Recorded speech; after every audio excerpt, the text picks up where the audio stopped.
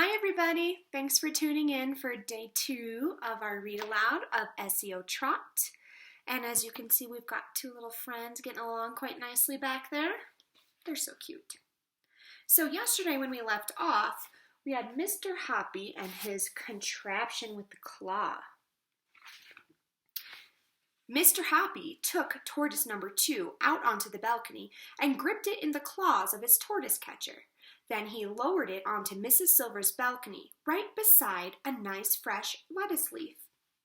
Tortoise number 2 had never eaten tender, juicy lettuce leaves before. It had only had thick, old cabbage leaves. It loved the lettuce and started chomping away at it with great gusto. There followed a rather nervous 2 hours wait for Mrs. Silver to return from work. Would she see any difference between the new tortoise and Alfie? It was going to be a tense moment.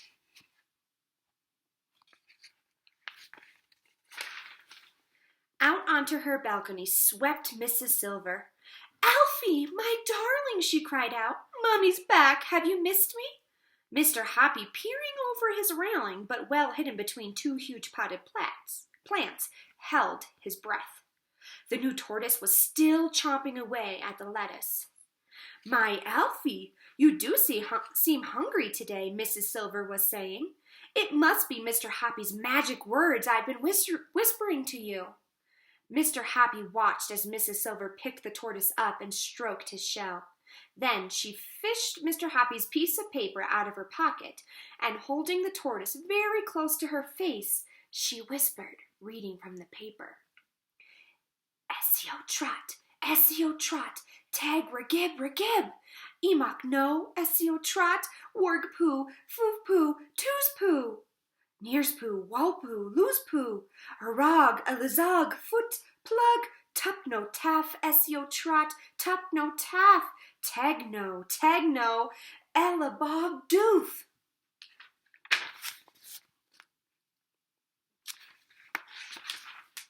Mr. Hoppy popped his head out of the foliage and called out, "Good evening, Mrs. Silver. How is Alfie tonight?" "Oh, he's lovely," Mrs. Silver said, looking up and beaming, "and he's developing such an appetite. I've never seen him eat like this before. It must be the magic words."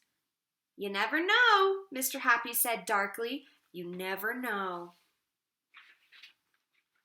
Mr. Hoppy waited 7 whole days before he made his next move. On the afternoon of the 7th day, when Mrs. Silver was at work, he lifted tortoise number 2 from the balcony below and brought it into his living room. Number 2 had weighed exactly 15 ounces. He must now find one that weighed exactly 17 ounces, 2 ounces more. From his enormous collection, he easily found a 17-ounce tortoise, and once again he made sure the shells matched in color. Then he lowered tortoise number 3 onto Mrs. Silver's balcony. As you will have guessed by now, Mr. Hoppy's secret was a very simple one. If a creature grows slowly enough, I mean very, very slowly indeed, then you'll never notice that it has grown at all, especially if you see it every day. It's the same with children. They are actually growing taller every week, but their mothers never notice it until they grow out of their clothes. Is it true, kids? Are you growing every week?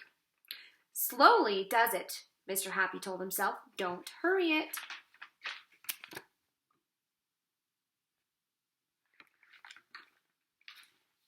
So this is how things went over the next 8 weeks. In the beginning, Alfie, his weight, 13 ounces. End of first week, tortoise number 2, weight, 15 ounces. End of the second week, we have tortoise number 3 weighing in at 17 ounces. End of third week, tortoise number 4 with a weight of 19 ounces.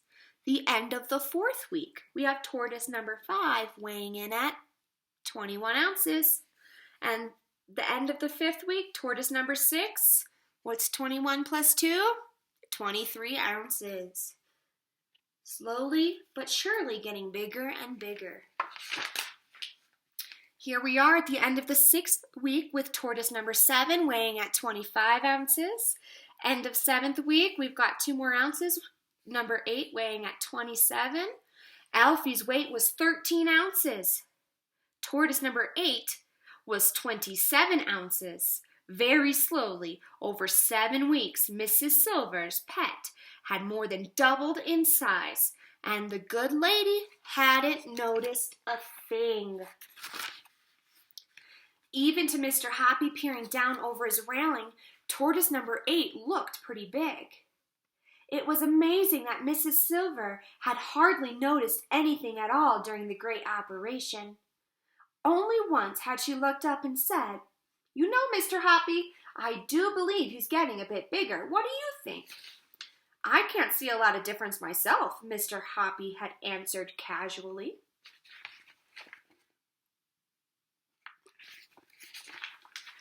But now, perhaps it was time to call a halt, and that evening Mr. Hoppy was just about to go out and suggest to Mrs. Silver that she ought to wait Alfie when a startled cry from the balcony below him outside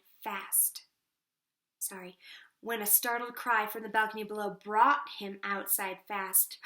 "Look," Mrs. Silver was shouting, "Alfie's too big to get through the door of his little house. He must have grown enormously." "Weigh him," Mr. Hoppy ordered. "Take him in and weigh him quick." Mrs. Silver did just that, and in half a minute she was back, holding the tortoise in both hands and waving it above her head and shouting, "Guess what, Mr. Hoppy, guess what? He weighs 27 ounces. He's twice as big as he was before." "Oh, you darling," she cried, stroking her tortoise. "Oh, you great, big, wonderful boy. Just look what clever Mr. Hoppy has done for you." Oh, I hope she doesn't find out the truth. She's going to be very disappointed. Mr. Hoppy suddenly felt very brave. "Mrs. Silver," he said, "do you think I could pop down to your balcony and hold Alfie myself?" "Why, of course you can," Mrs. Silver cried. "Come down at once." Mr. Hoppy rushed down the stairs and Mrs. Silver opened the door to him. Together they went out onto the balcony. "Just look at him," Mrs. Silver said proudly. "Isn't he grand?" "He's a big, good-sized tortoise now," Mr. Hoppy said. "And you did it," Mrs. Silver cried. "You're a miracle man, yes indeed." "But what am I going to do about his house?" Mrs. Silver said. "He must have a house to go into at night, but now he can't get through the door." They were standing on the balcony looking at the tortoise who was trying to push his way into the house.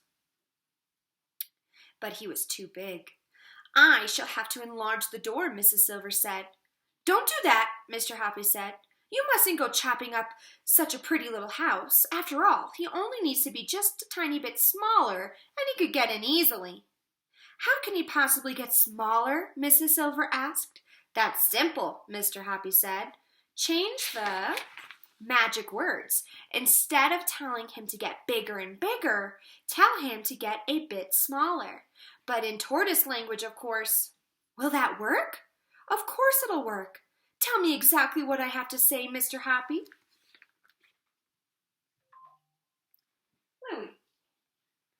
Mr. Hoppy got out a piece of paper and pencil and wrote, "Esio Trot, Esio Trot, teg a tib relums, a tib relums." "That'll do it, Mrs. Silver," he said, handing her the paper. "I don't mind trying it," Mrs. Silver said, "but look here, I wouldn't want him to get titchy small all over again, Mr. Hoppy." "He won't, dear lady, he won't." Mr. Hoppy said, "Say it only tonight and tomorrow morning and see what happens. We might be lucky."